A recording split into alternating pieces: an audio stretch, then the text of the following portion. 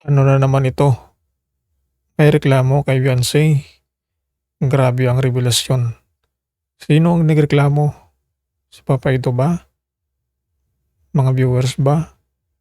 Mga Enchinatics ba? Mga solid ba? Mga liquid ba? Sino ang may reklamo kay Beyonce? Magandang gabi sa ating lahat. Magandang araw.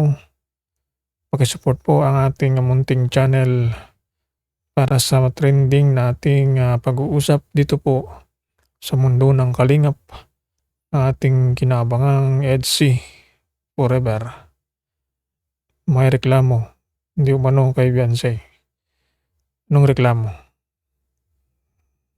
Tapos po ang usap-usapan na may reklamo di umano kay Beyonce dahil hindi na sunod ang kagustuhan ng viewers, supporters upang alagaan tong si Papa Edo. Nagkaroon na naman ng panibagong issue. Ginawa na naman ng issue tong si Beyonce. Papa Eds biglang pinagsabihan tong mga baser na huwag makialam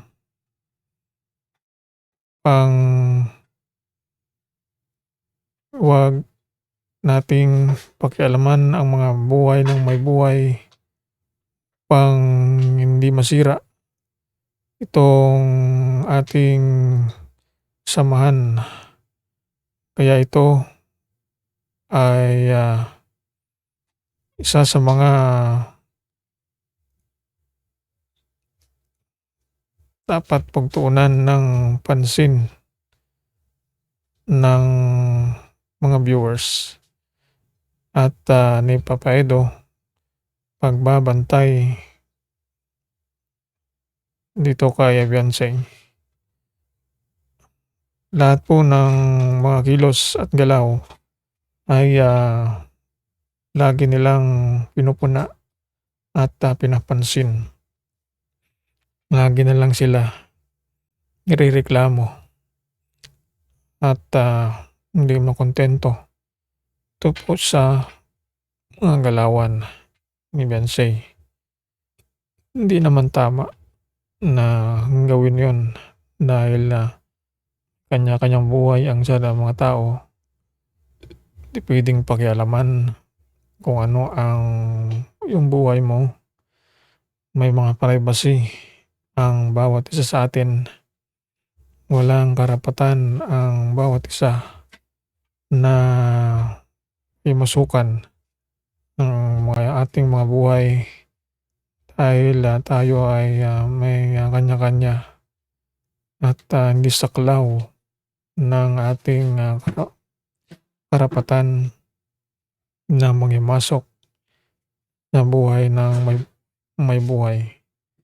Kaya ito ang mga hindi sulit at mga nag-iinggit to kay Beyonce, itong mga taong ito gumagawa lamang ng kapapahamak at gusto nilang sirain itong pagmamahala ng dalawa pang magtagumpay di umano ang mga plano upang masira itong samahang EDC. Ating munting channel para sa trending na ating pag-uusap dito po sa mundo ng kalingap.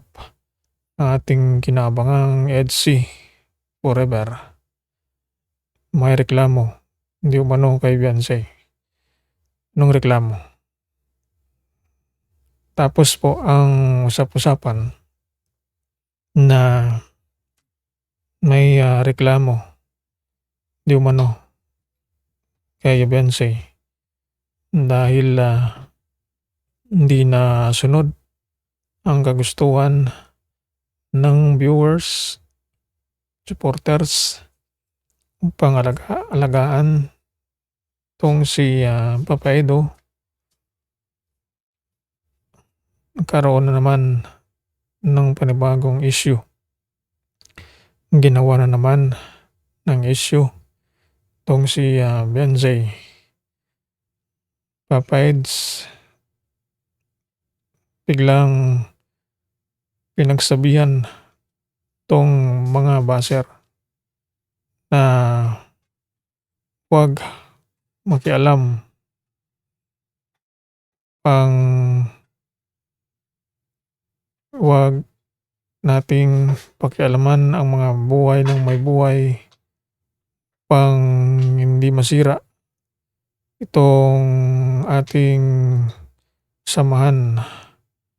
Kaya ito ay, isa sa mga dapat pagtuunan ng pansin ng mga viewers at, ni Papa Edo, pagbabantay dito kay Beyonce. Lahat po ng mga kilos at galaw ay, lagi nilang pinupuna at, pinapansin. Lagi na lang sila nirereklamo at, hindi makontento tungkol sa mga galawan ni Beyonce.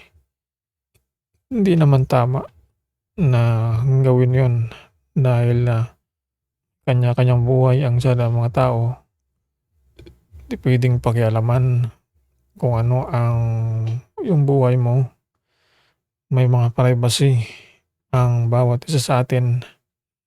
Walang karapatan ang bawat isa na himasukan ang ating mga buhay dahil, tayo ay, may, kanya-kanya at, hindi saklaw ng ating, karapatan na manghimasok sa buhay ng may buhay.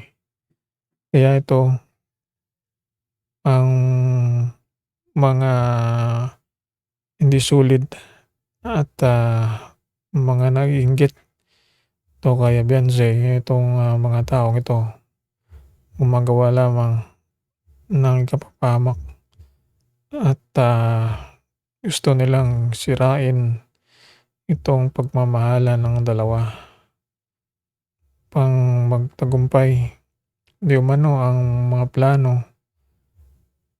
upang masira 'tong samahang EDSI.